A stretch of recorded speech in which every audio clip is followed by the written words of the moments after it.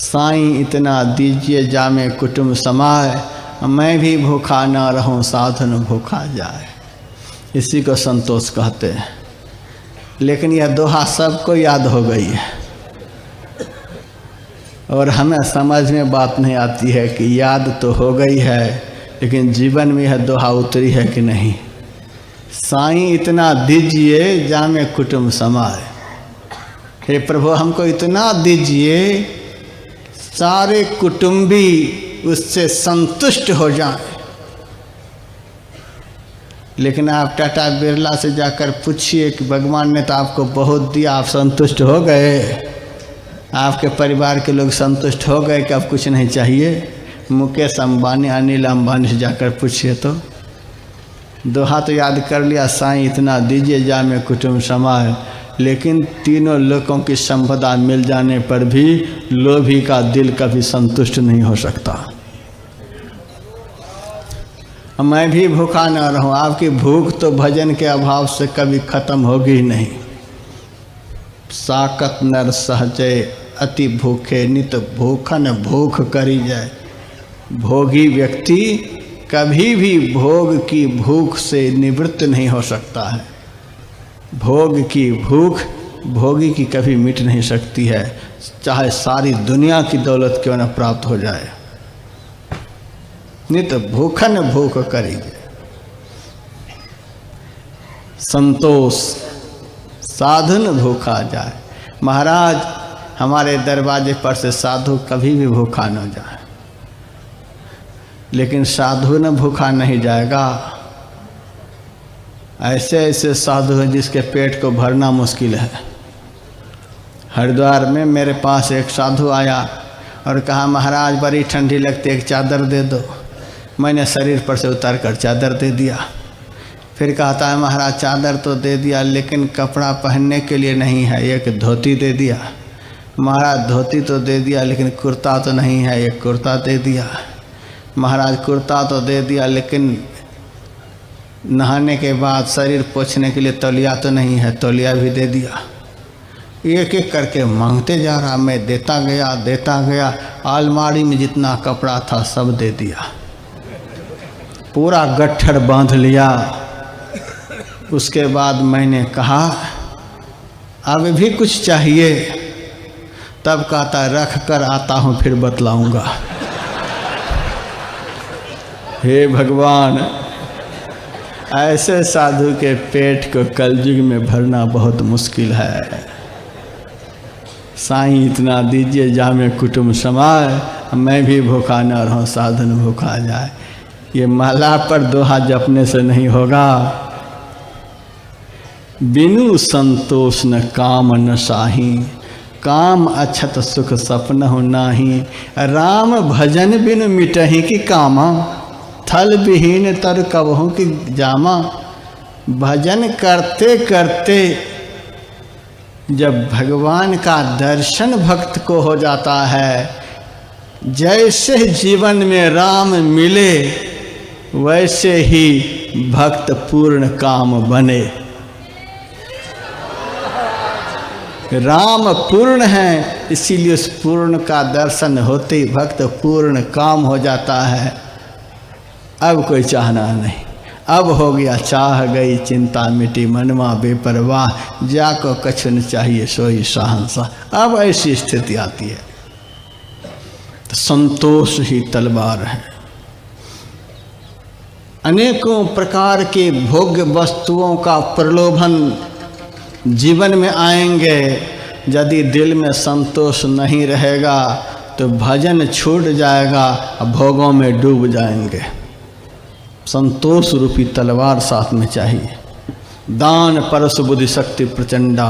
दान फरसा है, फरसे का प्रहार ऊपर से नीचे होता है। दानवीर व्यक्ति ही विकारों को मार सकता है। लोभी और कंजूस कभी भी विकारों को दमन नहीं कर सकता। यदि अपने अंदर की दुर्विकारों को मार डालना चाहते, खत्म कर देना चाहते हैं, तो उदार बनने का प्रयास करें, दानवीर बनने का प्रयास करें। एक शहर में एक बहुत बड़ा कंजूस था। उनसे मिलने के लिए दूसरा कंजूस गया, महाराज आपका नाम बड़ा सुनता हूँ, आप कितने बड़े कंजूस हो। उन्होंने कहा पहले तुम बताओ तुम कैसा कंजूस हो। उन्होंने कहा हमारे घर में 25 साल से 1 किलो घी है, कभी ख़त्म नहीं होता। 1 किलो घी ख़त्म नहीं होता, कैसे खाते हो। महाराज जब भोजन की थाली सामने आती है तो बोतल का ढक्कन खोल करके एक बार नाक से श्वास ले लेता हूँ, खुशबू मिल जाती है, खा लेता हूँ। अरे तब तो क्या कंजूस होगा। हमारे घर में तो एक ताड़ के पंखे हैं जो 45 साल से ज्यों के त्यों रखे हुए हैं। क्या झेलते नहीं? कभी झेलता हूँ, हर गर्मियों में झेलता हूँ, लेकिन ज्यों के त्यों सुरक्षित है। कैसे झेलते हो कि अब तक सुरक्षित है? महाराज जब बहुत गर्मी लगती है तो पंखे को ऐसे सामने रखता हूँ और सिर को ऐसे हिला लेता हूँ। ओहो महाराज बड़े पूजने के योग्य हो। इतने बड़े कंजूस व्यक्ति लोभ को जीत नहीं सकता, विकारों को जीत नहीं सकता। दान परशु, दान जो है वह फरसा के समान है। दान करते रहना चाहिए, दानशील होना चाहिए। सामर्थ्य के अनुसार धन का उपयोग करते रहना चाहिए। जैसे पेट से मल बाहर नहीं निकले तो पेट सड़ जाता है और आदमी का दिमाग सदैव अशांत और चिड़चिड़ा बना रहता है, वैसे ही धन यदि सही जगह पर खर्च नहीं हो, सुकर्म में खर्च नहीं हो, तो वह धन उस धनवान को सड़ा देता है और उसके मन को भी सड़ा देता है और विचारों को भी सड़ा देता है। धनवान के दिल दिमाग को सदैव अशांत किए रहता है। इसीलिए मनुष्य को उदार होना चाहिए। दान परशु, दान ही फरसा है। बुद्धि शक्ति प्रचंडा, सत्संग से जो बुद्धि की प्राप्ति होती है वह दुधारी तलवार के समान।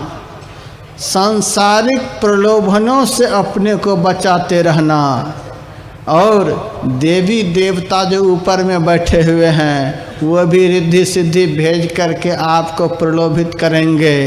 देवी देवताओं के दिए हुए प्रलोभनों से अपने को बचाना, सांसारिक प्रलोभनों से बचाना, यह बुद्धि तब आपको प्राप्त होगी जब आप नित्य नियम से संत का संग करेंगे। संत का संग करने से दुधारी धार वाली बुद्धि प्राप्त होती है। संसार परमार्थ के प्रलोभनों से भक्त को बचा देती है। बर विज्ञान कठिन को दंडा, श्रेष्ठ अनुभव ज्ञान ही कठिन को दंड है। जिसके टंकार को सुनकर विकारोपी शत्रुओं के कान बहरे हो जाते हैं। अमल अचल मन त्रोण समाना, निर्मल और स्थिर मन ही तरकश है। तरकश में बाण को रखते हैं। बाण क्या है? संयम नियम शिली मुख नाना, शौच संतोष तप स्वाध्याय ईश्वर प्रणिधान सत्य अहिंसा ते ब्रह्मचर्य और परिग्रह, ये सब के सब जो हैं ये तीर हैं। और ये सबके सब यम नियम रूपी तीर निर्मल और स्थिर मन रूपी तरकस में रहते हैं। मन यदि निर्मल नहीं है, मन यदि स्थिर नहीं है, तो ये संयम नियम आपके व्यर्थ हो जाएंगे। कितना भी नियम करेंगे सब नियम व्यर्थ हो जाएंगे। मलिन मन से नियम का परिपालन नहीं हो सकता। चंचल मन से नियम का परिपालन नहीं हो सकता। सद्धर्म का नियम तभी चल सकता है, सत्कर्म का नियम तभी चल सकता है जब हमारा मन निर्मल भी हो और स्थिर भी हो। मन निर्मल होगा कैसे? संत के बतलाए हुए मंत्र का निरंतर स्मरण करने से मन निर्मल हो जाता है। और संत जिस रूप का ध्यान करने के लिए कहते हैं उस रूप का ध्यान करने से मन स्थिर हो जाता है। संत अनस्थिर पदार्थ का चिंतन करने के लिए नहीं कहते हैं। संसार अनस्थिर है और परमात्मा स्थिर है। आँख बंद कर किसी पवित्र रूप का चिंतन करने से, आँख बंद कर परमात्मा की पवित्र ज्योति का दर्शन करने से, ध्यान